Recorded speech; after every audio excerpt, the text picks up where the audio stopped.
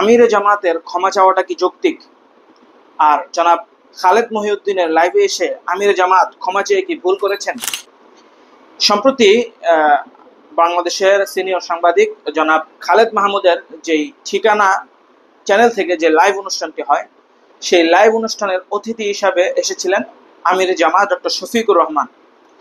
সেখানে তিনি অনেক বিষয় নিয়ে বর্তমান রাজনীতির এবং দেশের আগামীর ভবিষ্যতের অনেক বিষয় নিয়ে তিনি কথা বলেছেন। খালেদ মাহমুদের অনেক বর্তমান সময়ের সাথে যুগোপযোগী অনেক প্রশ্নের উত্তর তিনি দিয়েছেন।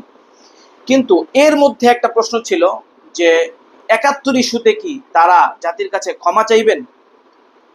এই উত্তরে আমিরে জামাত ডক্টর শফিকুর রহমান বলেন যে শুধু ৭১ নয়, তাদের প্রতিষ্ঠাকাল অর্থাৎ ১৯৪১ সাল থেকে শুরু করে এই ২০২৫ পর্যন্ত জামাত ইসলামী দলের কাছ থেকে জাতি যদি কোনো কষ্ট পেয়ে থাকে, যদি ক্ষতিগ্রস্ত হয়ে থাকে, তাহলে সবগুলো ঘটনার জন্য জামাত নিঃশর্তভাবে জাতির কাছে ক্ষমা চাইছেন।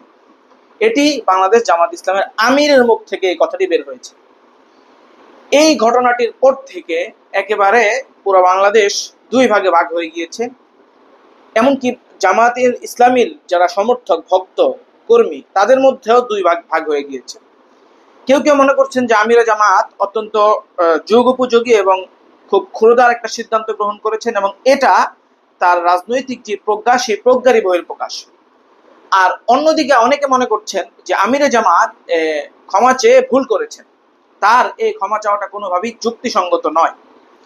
এখন আসলে কোন জিনিসটা সঠিক বা বেশি যুক্তি কার পক্ষে, কোন সাইডটার পক্ষে রয়েছে? দেখেন, আমার ব্যক্তিগতভাবে মনে হয় যে আমিরে জামাত ডক্টর শফিকুর রহমান যেই ক্ষমাটি চেয়েছেন, এই সময় এসে এই ক্ষমাটি চাওয়া নিঃসন্দেহে জামাত ইসলামের জন্য অত্যন্ত জরুরি ছিল। দেখেন, এটা তো একেবারে জলের মতো স্পষ্ট। জামাত ইসলামীর ৭১-এর ভূমিকা নিয়ে অনেক রকম মন্তব্য রয়েছে, তর্ক বিতর্ক রয়েছে। সব বিতর্ককে যদি আমরা সাইডেও রাখি, যদি এটা যেমন যে বিষয়গুলোকে একেবারেই হাইলাইট করা হয়েছে, যেমন মাওলানা দেলোয়ার হোসেন সাইদি সাহেব ধর্ষণ করেছেন, তিনি যুদ্ধ অপরাধী ছিলেন। মাওলানা মতিউর রহমান নিজামী সাহেব, তিনি এ ধরনের রাষ্ট্রবিরোধী কর্মকাণ্ডের সাথে জড়িত ছিলেন, যার জন্য তাকে ফাঁসি দেওয়া হয়েছে। এই সব বিষয়গুলো জাতি বিশ্বাস করে না। এটা দায়িত্বহীন ভাবে আমি বলছি আমার জায়গা থেকে, জাতি এই বিষয়গুলো কখনো খায়নি, বিশ্বাসও করে না। এগুলো একচেটিয়া আওয়ামী লীগ এবং ভারতের যৌথ প্রযোজনায় এই নাটকগুলো মঞ্চস্থ করা হয়েছিল। কিন্তু যেই জায়গাটা নিয়ে জামাতের বিতর্কের জায়গা রয়েছে, সেটি হচ্ছে যে যখন পাকিস্তানিরা বাংলাদেশে গণহত্যা শুরু করে দিয়েছিল বা পাকিস্তানিদের পক্ষ থেকে অকথ্য জুলুম এবং অত্যাচার শুরু হয়েছিল, তখন জামাত ইসলাম কিন্তু এই জুলুম এবং অত্যাচারগুলো দেখেও পাকিস্তানিদের পক্ষে তাদের যে সমর্থন, সেটি জারি রেখেছিল। এই জায়গাটা নিয়ে অনেকে জামাতের তুমুল সমালোচনা করে। ঠিক আছে, বুঝলাম জামাতের ওই ধরনের নেতৃস্থানীয় যে ব্যক্তিবর্গ, তারা হয়তোবা এই যেই অভিযোগগুলো তাদের উপর দেওয়া হয়েছে, সেই অভিযোগগুলোর সাথে তারা জড়িত নন, কিন্তু দলগতভাবে জামাতের এই অবস্থানটি তখন যুক্তিসঙ্গত ছিল বা ঠিক ছিল, এ নিয়ে কিন্তু মানুষ প্রশ্ন জামাতের দিকে তুলে আসছে।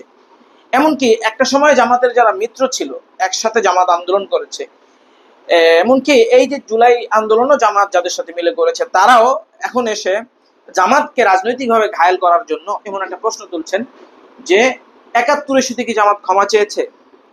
তাহলে যেই দলটা বাংলাদেশের পক্ষেই ছিল না, সেই দলটাকে কি ভোট দিয়ে বাংলাদেশের ক্ষমতায় বসানো যেতে পারে? এরকম অনেক প্রশ্ন বর্তমানে জামাতকে ঘায়েল করার জন্য সামনে আনা হচ্ছে। দেখেন, রাজনীতি হচ্ছে ন্যারেটিভ পাল্টা ন্যারেটিভের খেলা। জামাত কিন্তু অত্যন্ত সফলতার সাথে বিএনপির বিরুদ্ধে অনেকগুলো ন্যারেটিভ দাঁড় করিয়ে দিয়েছে যে আওয়ামী লীগ বিএনপি এক, বিএনপি আওয়ামী লীগের মধ্যে কোনো পার্থক্য নেই, এরা সবাই আওয়ামী লীগ যা করেছে বিএনপি তাই করছে। এই যে ন্যারেটিভগুলো, এগুলো জামাত কিন্তু সফলতার সাথে মার্কেটে ছড়িয়ে দিয়েছে। কিন্তু বিএনপিও তো জামাতের বিপক্ষে একটা ন্যারেটিভ ছড়াবে। সেই ন্যারেটিভ হিসাবে বিএনপি এবং বিএনপির মিত্র যারা রয়েছে, তারা কিন্তু ওই একই জিনিস আবার সামনে নিয়ে এসছে। জামাতের মুক্তিযোদ্ধাগায় জামাতের অবস্থান, বিতর্কিত অবস্থান এর যে একটা বিতর্ক রয়েছে, সেই জায়গাটাই বিএনপি কিন্তু বারবার সামনে আনার চেষ্টা করছে।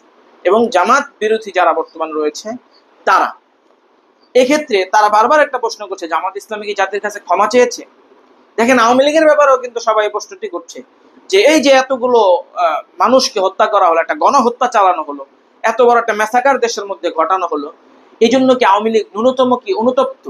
আওয়ামী লীগের যে প্রধান শেখ হাসিনা, তিনি কি ন্যূনতম নিজেকে একটা জবাবদিহিতার আওতায় আনার মতো একটা পরিস্থিতি বা মানসিকভাবে তিনি কি নিজেকে প্রস্তুত করতে পেরেছেন?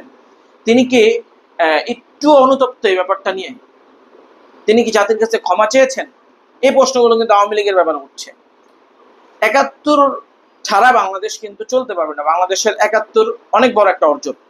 ৭১কে বাদ দিয়ে বাংলাদেশের চলা মুশকিল, বিশেষ করে রাজনীতি করা তো একেবারেই মুশকিল। আর এই ৭১ ইস্যুতেই জামাত দেশে বিতর্কিত। এখন সেই হিসেবে জামাতের ব্যাপারেও কিন্তু এই প্রশ্নটা বারবার উঠে আসছে, জামাত কি ক্ষমা চেয়েছে? দেখেন, আমিরে জামাত অত্যন্ত কৌশলে এমন ভাবে ক্ষমাটি চেয়েছেন যে ওই ক্ষমা চাওয়ার জায়গাটাতেও জামাত মানে নিজেদের একটা উত্তর রেডি করে ফেলেছে। হ্যাঁ, জামাত ইসলামী তো ক্ষমা চেয়েছে, বা জামাত ইসলামী যতটুকু জাতির প্রতি নমনীয় হওয়া দরকার বা যতটুকু তাদের জায়গা থেকে অনুতপ্ত হওয়া দরকার ততটুকু তো তারা হয়েছে, তারা তো তাদের জায়গা থেকে ক্ষমা চেয়েছে।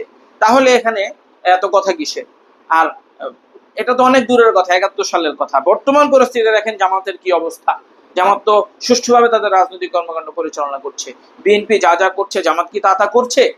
বিএনপি দুর্নীতি করছে, চাঁদাবাজি করছে, ট্যাক্সিস্টান দখল করছে, এই করছে, সেই করছে, হ্যান করছে, ত্যান করছে। জামাত কি এগুলো করছে?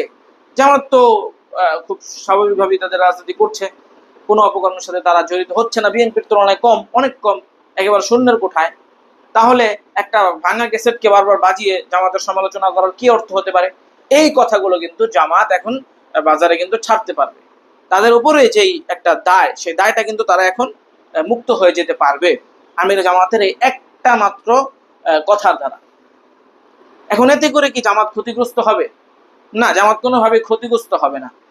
মানুষ কিন্তু ওই সময় জামাত কি করেছে সেই বিষয়গুলো নিয়ে যতটুকু না তারা বাংলাদেশের মানুষ চিন্তিত বা এগুলো নিয়ে চর্চিত হচ্ছে বাংলাদেশে, এর চাইতে বেশি চর্চিত হচ্ছে বর্তমানে বাংলাদেশে কে কি করছে, বর্তমানে মানুষ কাদের দ্বারা স্বস্তিতে রয়েছে, কাদের দ্বারা অস্বস্তিতে রয়েছে। এমন একটা পরিস্থিতিতে জামাতের আমিরের সে ৭১ ইস্যুটা যে একটা দুর্গন্ধ তাদের গায়ে ছিল সেটা ফেলে দেওয়া বা সেটা সরিয়ে ফেলার যে একটা পন্থা তিনি বের করলেন বা খুব চতুরতার সাথে যে কাজটা তিনি করলেন, আমার হিসেবে, আমার দৃষ্টিকোণ থেকে এই কাজটা তিনি অত্যন্ত সঠিক করেছেন এবং যৌক্তিক এই কাজটা হয়েছে তার। এখন আসেন কোন জায়গাটা নিয়ে আমি মনে করি যে বিতর্ক হওয়ার হতে পারে বা বিতর্কিত মনে হচ্ছে আমার কাছে, বা একটু কথা বলা যেতে পারে যে জায়গাটা নিয়ে, সেটা হচ্ছে খালেদ মহিউদ্দিনের সেই লাইভ অনুষ্ঠানের মধ্যে গিয়েই কেন এই কথাটি বলতে হবে। অনেকে এটা বলছেন যে খালেদ মহিউদ্দিন আমির জামাতকে ব্যবহার করে তার যে ভিউ ব্যবসা, তার যে সাবস্ক্রাইব ব্যবসা, সেটা তিনি খুব ভালোভাবেই করতে পেরেছেন এবং সফল হয়েছেন। আমির জামাতকে তিনি ব্যবহার করেছেন।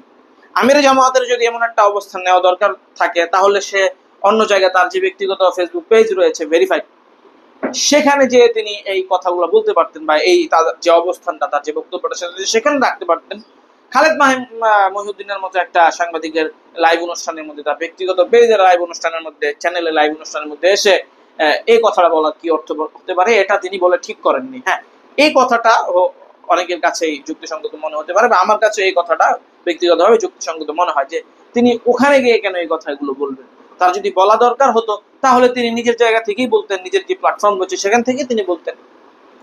যাই হোক, সার কথা হচ্ছে এই যে আমিরে জামাত এই যে চতুরতার সাথে ক্ষমা চাওয়ার বিষয়টি সামনে এনে আগামী জামাতের রাজনীতির জন্য একটি আশীর্বাদ বয়ে আনলেন বলে আমি মনে করি। আর এর দ্বারা জামাত ইসলামী দলগতভাবে অনেক বড় একটা বেনিফিট পেতে চলেছে বলেই আমার মনে হচ্ছে। আল্লাহ তাআলা আমাদেরকে সুস্থ রাখুক, শান্তিতে রাখুক এবং দেশের জন্য অবদান রাখার তৌফিক দান করুক। আমিন ইয়া রাব্বাল আলামিন।